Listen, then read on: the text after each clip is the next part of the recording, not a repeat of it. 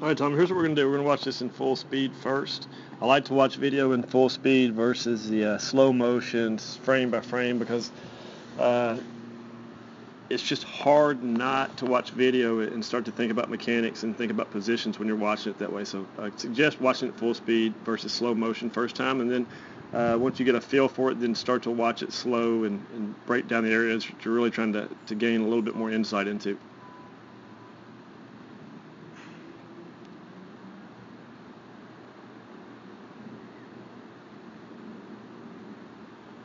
All right, here was the first night.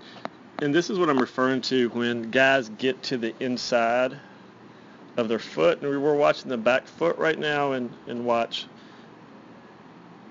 there. You're already to the inside. What that starts to do, it starts to push the hips. And there's guys that can do this. You'll see guys in the big leagues that can do this. But guys that are able to do this typically have a shorter arm stroke. And they're very aware, are able to move through the center mass very, very, very well. But when I watch you as you start to go, as soon as we get to where it's dominated by the inside, you're going to start to see the elbows. Let's watch the elbows right here. You can see at that point, let's just go with this elbow. Here are the shoulders.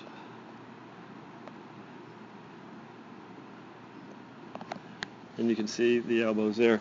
Now that's caused from just the center. Whenever we start to push off the back toe, which you're going to be able to see right here, basically you're just back hip dominant.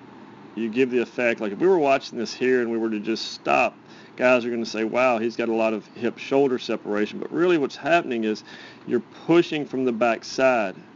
You're just kind of jumping, not necessarily jumping forward, probably not the best word, but you're dominated by the sole of by the ball of the foot. And when that happens, your primary mover with the lower body is going to be your quads versus your glutes and your hamstring. So that's not the most efficient way to transport the center mass, because you're really using your feet to drive the center mass, whereas it should be the center mass driving the foot. Hope that makes sense right there. But that's what you're going to see, and then you're just in a position there. And this is often typified by the back foot leaving the ground early. And it's not really the back foot has anything to do with it leaving the ground has anything to do with velocity. It's just a product that guys that are able to use the ground, exert ground forces, typically the foot will remain in contact with the ground longer.